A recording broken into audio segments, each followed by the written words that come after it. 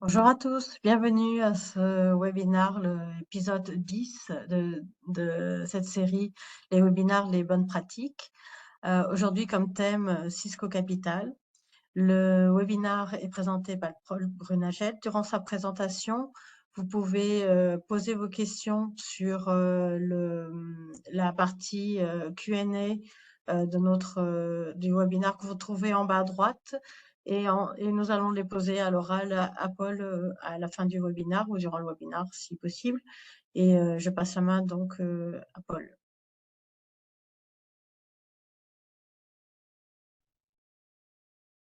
Merci beaucoup, Sonia. Bonjour à tous. Alors, on a une demi-heure pour vous, vous donner les bonnes pratiques.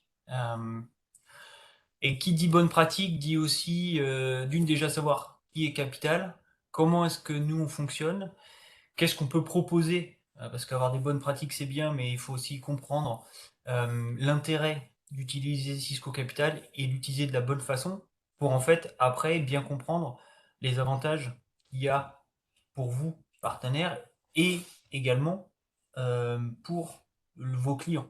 Parce que on est capable aujourd'hui aussi bien de financer les partenaires que les clients. Donc les bonnes pratiques qu'on va avoir aujourd'hui, ce qu'on va vous dire là, ce qu'on va utiliser, c'est des choses qu'on utilise aussi bien avec les partenaires qu'avec les clients. Alors, rapidement pour vous situer, euh, donc Cisco France, donc moi je suis en charge de toute l'offre Cisco Capital pour la France. On fait partie de la région sud, South, et on travaille sur certains dossiers avec des banques, la Société Générale et DLL. Vous avez sûrement déjà travaillé avec DLL parce qu'on a un programme spécifique qui est porté par DLL. Et on n'est pas uniquement, quand on dit une équipe, c'est pas uniquement l'équipe DLL et moi-même, c'est qu'on a vraiment un environnement et une équipe derrière nous qui nous aide sur bah, tout ce qui est juridique, tout ce qui est opérationnel, tout ce qui est rédaction des contrats. Évidemment, bah, c'est aussi analyser les risques crédits, parce qu'un financement, ça se fait pas comme ça, juste en claquant des doigts. Donc voilà, donc il y a vraiment toute une organisation derrière nous pour être capable de vous accompagner sur tous les projets et surtout d'être le plus efficace possible, parce que bah, on sait qu'il faut souvent agir très très vite parce que bah, malheureusement on n'est pas toujours embarqué au bon moment dans la vie du dossier. Et donc voilà, donc on est capable de faire ça. Une fois qu'on s'est dit ça, pour comprendre notre philosophie et l'approche capitale, on est clairement là pour vous accompagner et vous apporter une corde en plus à votre arc de tout le panel de programmes, le tout panel d'offres que peut avoir Cisco. Capital vient compléter ce programme-là et dire bah, aujourd'hui, vous partenaires comme vos clients, une offre end-to-end est intéressante. Parce que c'est bien de dire, monsieur le client, on fait un refresh de base installée, on renouvelle vos licences de souscription, on fait un renew de service. Mais aujourd'hui, les clients, bah, ils disent, bah oui, c'est bien, mais les prix augmentent. J'ai pas des budgets, je peux pas m'engager sur un EA 3 ans. J'ai pas le budget pour payer tout de suite. Mon renouvellement de maintenance, vous me dites qu'il y a des augmentations qui vont arriver, d'accord, mais j'ai pas le budget, moi c'est des budgets annuels. Comment est-ce qu'on peut faire? Est-ce que vous avez des solutions?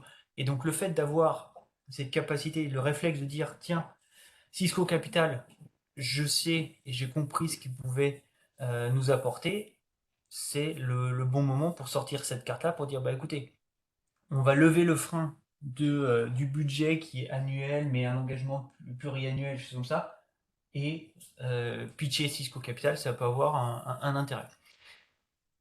Et donc nous, l'objectif, c'est de pouvoir dire à vous, partenaires, bah, on va mitiger les risques, on va préserver votre trésorerie, et on va surtout, en fait, vous permettre de faire plus que ce que vous ne pourriez faire.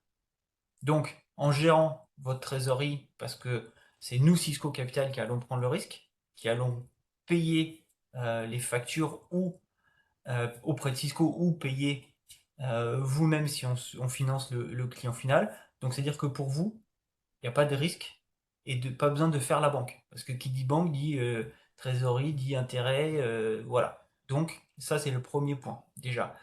Ensuite, comme je disais, avec le financement, on est capable de lever la barrière des contraintes budgétaires qu'un client peut avoir. On peut effectivement aussi faire du financement sur des technos spécifiques, sur du matériel, sur des licences, mais aussi sur un bundle. Voilà. Donc nous, notre ambition, c'est vraiment de vous apporter un maximum d'outils pour avoir une meilleure gestion de trésorerie, vous partenaires, et vis-à-vis de vos clients, de lever certains freins qu'on entend souvent. J'ai pas d'argent, j'ai pas le budget, ou ce que vous me proposez, c'est beaucoup trop gros par rapport à mon budget. Voilà. Une fois qu'on s'est dit ça, ce qui est important aussi, c'est de savoir un peu où est-ce que Cisco Capital est présent. Donc, le slide que vous voyez, c'est la présence de Cisco Capital en tant que captive financière comme Cisco France. On n'est pas présent partout. Vous voyez qu'en Europe, on est présent dans 6 pays. C'est pas parce qu'on n'est pas dans ces 6 pays-là qu'on ne peut pas faire de financement dans les autres pays. On a aussi bien DLL que la Société Générale qui, eux, ont une couverture mondiale avec lesquels on peut travailler dans les pays, si je reste sur l'Europe, par exemple en Italie, il n'y a pas de captive en tant que tel Cisco, mais DLL et SGEF et Société Générale pardon, sont présents, donc on peut faire du chiffre et du business Cisco Capital en Italie. Donc là, ce que vous voyez là, c'est vraiment les pays où il y a une captive comme Cisco France, et donc on peut travailler en direct avec Cisco Capital, on n'est pas besoin de passer par un intermédiaire pour faire du financement. Un point qui est important, là on parle de couverture géographique, pour que Cisco Capital puisse financer un dossier auprès du partenaire ou auprès des clients finaux, il faut impérativement que la facture soit avec une adresse française, que ce soit pour du hardware, du software ou quoi que ce soit. Ça, c'est la contrainte. Si la facture n'est pas adressée à un partenaire ou à une entité avec une adresse en France, Cisco Capital ne peut pas intervenir. Et même les banques ne peuvent pas intervenir. Dans ce cas-là, s'il y a une adresse par exemple de facturation qui est en Allemagne, il faudra monter le dossier avec Cisco Capital en Allemagne. Donc ça, c'est un premier point, bonne pratique, c'est de valider que la facturation se fait bien en France. Alors, maintenant que vous voyez un peu notre philosophie, qui on est, où est-ce qu'on est présent, il est important de savoir qu'est-ce qu'on peut proposer. Donc, on peut proposer, et on finance aujourd'hui l'intégralité du portfolio Cisco. Ça veut dire que on fait du hardware, évidemment, du logiciel, du service, le support. Quand je dis le service, c'est de l'advanced services ou du professional services en fonction de comment vous l'appelez. On peut faire également la dernière boule sur la partie de droite. Dans certaines solutions Cisco, on embarque une technologie ou du logiciel d'un partenaire technologique qui est embarqué clairement dans notre solution. On considère, côté capital, que si dans une solution Cisco, il y a un logiciel d'un partenaire financier un partenaire technologique qui est embarqué, on considère ça comme du Cisco. Donc, vous avez un projet data center et vous avez effectivement un partenaire technologique qui est embarqué, on le considère comme du Cisco. Alors, vous voyez là, il y a 6 possibilités. Maintenant, on peut très bien faire du financement sur chaque pan séparément, c'est-à-dire faire un dossier de financement sur du matériel, sur de la licence ou sur du service. On peut également faire on peut faire un mix, c'est-à-dire faire du hardware avec de la maintenance ou matériel, licence et logiciel. Le logiciel, on peut le faire indépendamment. Le service, on peut le faire indépendamment. Donc voilà, vous voyez déjà, première chose, c'est de dire, j'intègre que Capital, on peut faire quelque chose d'assez customisé en termes de technologie.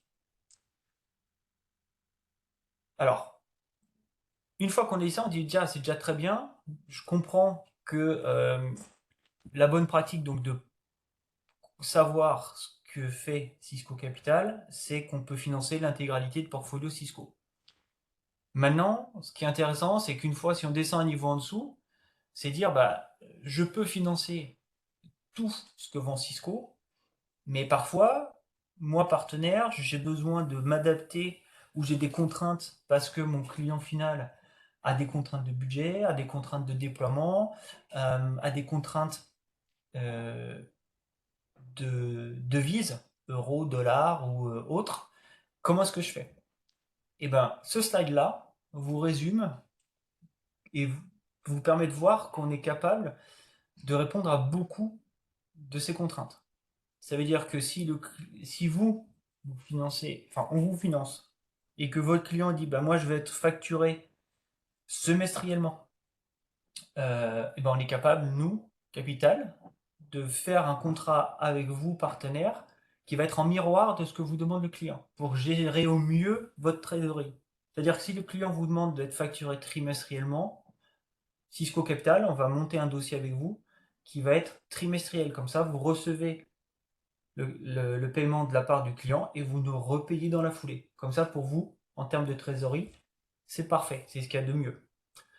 Ensuite, euh, en fonction des besoins du client, pour certains clients, ils ont besoin d'être propriétaires du matériel, pour d'autres non. On a des produits financiers différents. Ça, je viendrai par la suite. Euh, un point qui est important, et ça on l'a vu très très souvent, c'est que bah, quand on dit un client et que le client a un projet de déploiement qui est mondial ou européen ou même national mais sur plein de sites, tout va se pas faire, tous les déploiements vont pas se faire en même temps. Et donc lui dire, monsieur le client, on va vous financer tous les trimestres, on va vous facturer le même montant pendant une durée X, à le client, ça peut peut-être ne pas lui convenir parce que justement, le fait de faire un déploiement, le déploiement, c'est pas quelque chose de linéaire. Il aura peut-être besoin d'un ramp-up. Et ben, on peut faire un financement avec cette notion de ramp-up. C'est-à-dire que si au début, il souhaite avoir des loyers ou payer des factures avec des montants plus faibles parce que c'est le début et la mise en place du déploiement, on peut faire ça. Et dans un deuxième temps, faire des loyers linéaires parce qu'il a retrouvé son rythme de croisière, on peut le faire ça. On a des programmes qui existent. J'ai un slide pour ça aussi. Donc là aussi, des intérêts intéressants euh, à présenter parce que ça nous positionne vraiment très très bien en termes de taux de financement vis-à-vis de la concurrence et vis-à-vis des taux du marché. Et ça, c'est un élément qui est vraiment vraiment différenciant de Capital, en plus de notre flexibilité, en plus de ce qu'on peut faire, c'est que nos coûts de financement sont vraiment hyper intéressants. Et euh, le dernier carré en haut à droite, qui à mon avis, qui sont deux programmes, pardon, pas les plus importants, mais qui sont très très utilisés, c'est quand on a les renouvellements de services sur plusieurs années, on a un programme qui est dédié pour cela. Et quand vous parlez avec les clients de tout ce qui est licence en souscription, on a la capacité et on a un programme qui permet d'aller jusqu'à du 0% en taux de financement. C'est-à-dire que votre offre, vous pouvez la diviser par le nombre de mois, le nombre de trimestres ou le nombre d'années sur laquelle l'EA est signé et vous avez votre montant du financement. Alors bien sûr, hein, tout ça c'est sous réserve qu'on a coché toutes les cases, mais très souvent, sur cette partie licence, on arrive à faire du 0%. Donc vous voyez que là, je suis descendu à un niveau en dessous. Vous avez vu ce qu'on est capable de financer. Là, je vous montre comment on est capable et quelle flexibilité on peut avoir avec tous les programmes et toute la partie Cisco Capital. Là maintenant, alors celui-là, je vais pas, c'était juste pour vous le mettre en indication, parce que vous n'êtes pas expert en financement, mais euh, c'est important de voir là, les deux programmes qu'on utilise principalement. Donc c'est la location. Ça, c'est quelque chose qu'on connaissez peut-être tous parce que on utilise la location pour très souvent pour des voitures. Vous allez chez le concessionnaire, prenez une voiture, vous payez un loyer tous les mois. À la fin, vous restituez la voiture ou vous décidez de l'acheter. Bah, la location chez Cisco, c'est exactement la même chose. Le point important, et ça c'est aussi un élément à retenir dans les bonnes pratiques, c'est quand vous qualifiez auprès du client, est-ce que le projet a besoin d'être financé ou pas. Une autre question à poser, c'est de savoir est-ce que le client a une contrainte d'être propriétaire ou pas du matériel. Parce qu'en location, le client n'est pas propriétaire. Le matériel ou les licences restent la propriété de Cisco Capital. Ça, c'est l'élément différenciant de la cession de créance. Cession de créance, tout simplement, c'est une facilité de paiement. Parce que le client il dit bah moi ok, je m'engage sur un nœud à 3 ans. Par contre, je vais repayer ça en 3 fois. Ben, on prend sa facture, on paye vous, partenaire, directement one shot de l'intégralité de la facture et on dit au client vous nous repayez en 3 fois. Et là, que ce soit si c'est du matériel par exemple, à ce moment-là, le client il est propriétaire du matériel, il en fait ce qu'il en veut.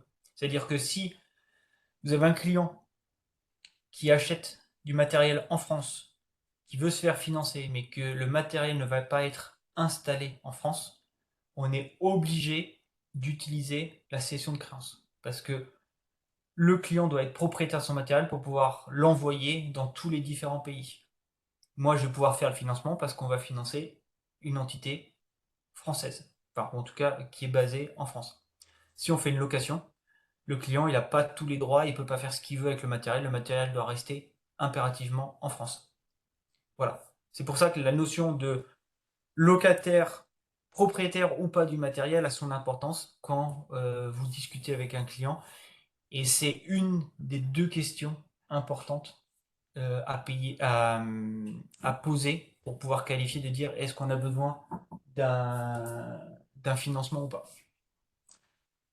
Alors, là, vous voyez, j'ai déjà commencé, enfin, je vous ai montré comment est-ce qu'on fonctionnait, les avantages qu'on a et que vous pouvez avoir à utiliser et à nous solliciter pour vos projets. Le slide que j'ai fait là, je l'ai fait pour vraiment vous donner les clés pour pitcher le financement. Et pour pitcher le financement, c'est la première case, c'est comment est-ce que je sais si le client il va être sensible ou pas à utiliser du financement. Et là, il y a deux questions. Comment est-ce que, monsieur le client, vous allez payer votre projet? Est-ce que vous avez du cash? Est-ce que vous avez déjà du budget sur la durée d'engagement? Est-ce que vous en avez pas? Enfin voilà, dites-moi, comment est-ce que vous allez payer ça? Et deuxième question, est-ce que ils ont l'habitude de faire du financement sur d'autres technos, avec d'autres constructeurs, sur d'autres logiciels et des choses comme ça? Et vous verrez que très souvent, vous dites non, non, ils n'utilisent pas, et puis en fait, ben, ou le client va dire non, je n'utilise pas, et puis en fait, ben, en discutant, vous allez vous rendre compte que ben, ils font du financement sur des abonnements, pour pas les nommer, comme du Microsoft ou SAP ou des choses comme ça. C'est de la souscription, donc ils font du financement. Ou ils payent de manière mensuelle, annuelle. Donc ils en font. Donc pourquoi pas faire la même chose sur la partie Cisco. Ensuite, c'est d'avoir en tête la proposition de valeur de Cisco Capital. Ça, c'est le vert. Dire, bah, on peut étaler les coûts, on peut globaliser pas mal d'achats Cisco et on peut effectivement voir comment faire pour optimiser les coûts, voire tendre les coûts à zéro. Une fois que vous avez fait ça, vous êtes capable de pouvoir me contacter en disant Paul, je pense avoir un projet où le client est susceptible d'être intéressé par le financement. Comment est-ce qu'on peut travailler ensemble? Et derrière, nous, on est capable, Alors évidemment, au plus tôt on est engagé, au mieux c'est, parce que comme ça on a le temps d'avancer et de travailler sur le projet. Maintenant, on est capable de faire dans l'urgence. Si vraiment, pour X raisons, on n'a pas eu l'occasion de parler du projet avant, on peut faire très très vite. Et on a mis en place justement, pour être très réactif, toute signature des contrats via DocuSign. On a le bon signataire qui est habilité, on envoie le DocuSign, 1 heure après, vous partenaires, vous avez notre commande pour pouvoir passer la commande chez Cisco. Et tout ce que je dis là, je me positionne en finançant le client. Mais c'est tout aussi valable s'il faut vous financer vous. C'est-à-dire que si le client dit non, moi je ne veux pas en entendre parler de Cisco Capital, moi mon point de contact c'est vous, partenaire, on peut vous financer.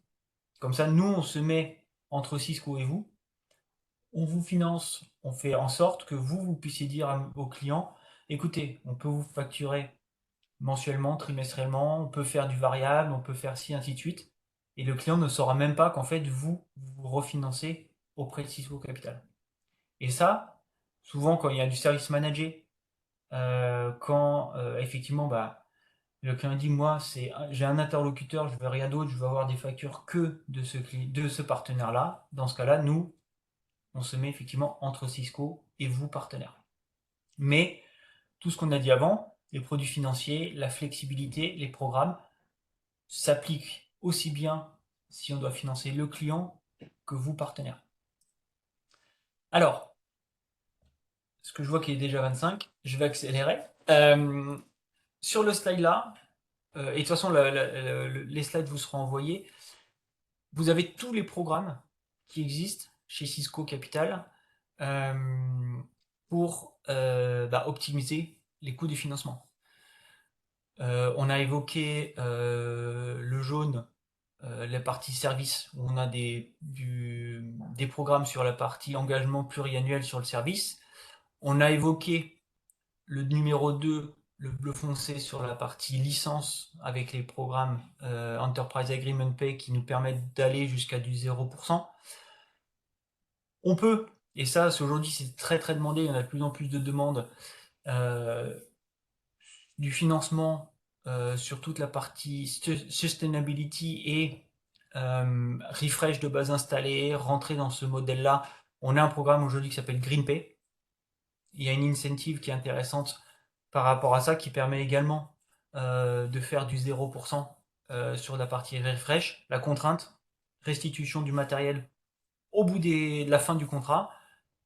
Et le coût du. Alors l'avantage pour le client, c'est quoi? Qu'il y a une incentive initialement, que c'est du 0%, et à la fin du contrat, c'est Cisco qui vient récupérer le matériel et ce n'est plus à la charge du client.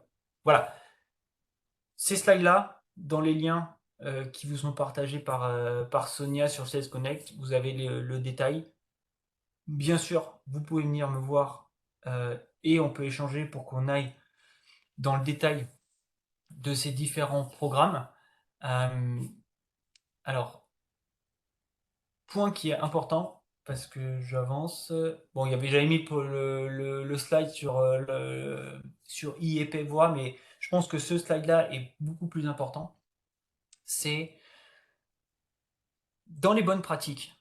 Si on veut avoir une bonne pratique, il faut être, ou un réflexe, il faut être convaincu que le produit, ou en tout cas le service dont on parle, on est convaincu que ça apporte une valeur ajoutée. C'est pour ça que je construis ce slide-là. Parce que pour le client, il y a un intérêt de dire, bah voilà, je peux avoir accès à une technologie, parce que si je fais de la location, je fais du refresh de base installée, je souscris à mes licences pendant 5 ans, et tout ça, je rentre dans ce cercle vertueux de refresh tous les 5 ans, avec remplacement du matériel. Qui dit remplacement de matériel dit du matériel plus écologique, plus économique en termes de consommation d'énergie, mais aussi accès aux évolutions software, tout ce qui est nouvelles features que Cisco développe. Donc ça aussi c'est intéressant pour le client de dire bah je vais pas acheter le matériel, je vais le prendre en loc parce que je sais que de toute façon, et je veux rentrer dans ce mindset là de je remplace mon matériel pour avoir accès à ça.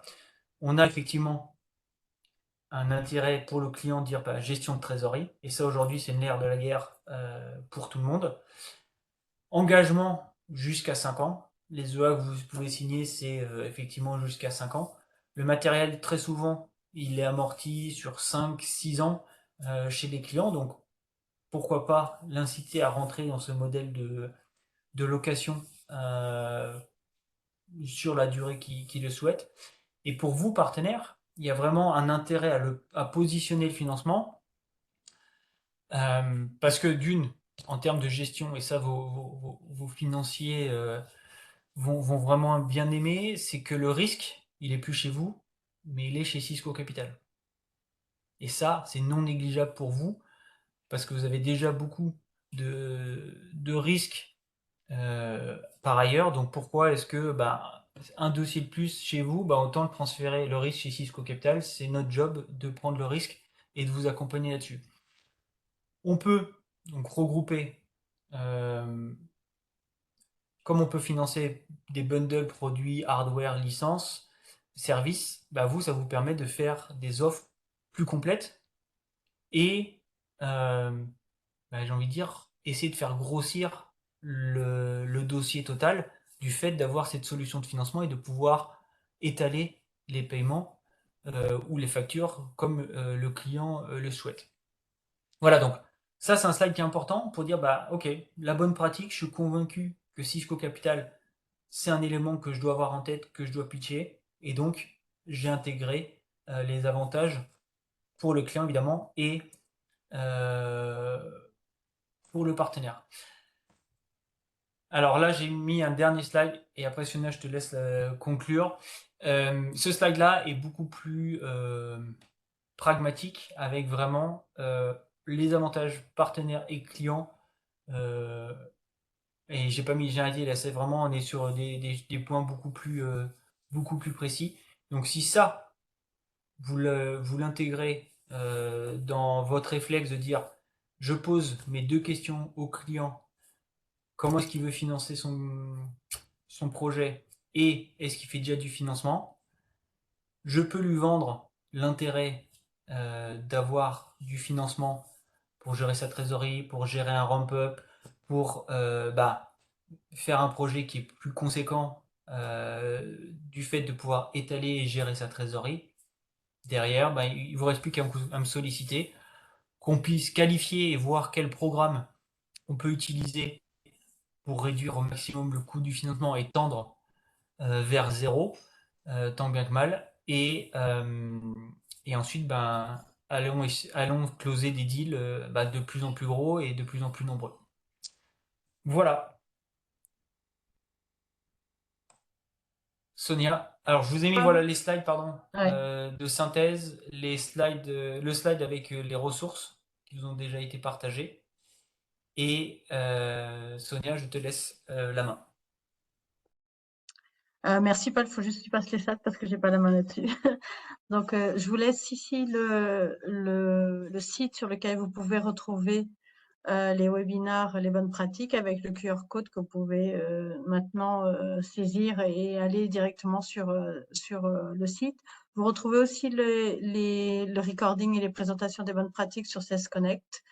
Donc, il y a 2 prochains événements. Donc, pour donner suite au webinar Les bonnes pratiques, nous aurons donc le 8 mars la présentation sur les services managés qui sera présentée par Mira Krusteva. Et vous pouvez, dans une autre série aussi pour les partenaires déjà plus focus sur les technos, vous avez donc l'épisode 4 des webinars du marché PME qui aura comme thème donc la collaboration, qui sera donc dans la semaine prochaine, le 16 février.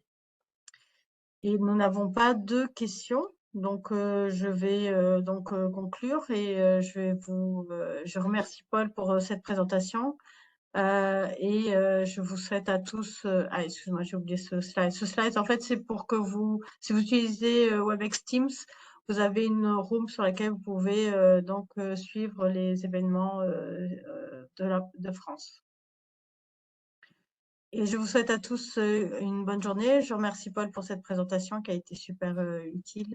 Et on vous a laissé le contact de Paul pour que vous le contactez directement si vous avez des propositions, si vous avez des questions à lui poser avant d'avoir les échanges avec vos clients ou vous-même. Et je vous souhaite à tous une bonne journée.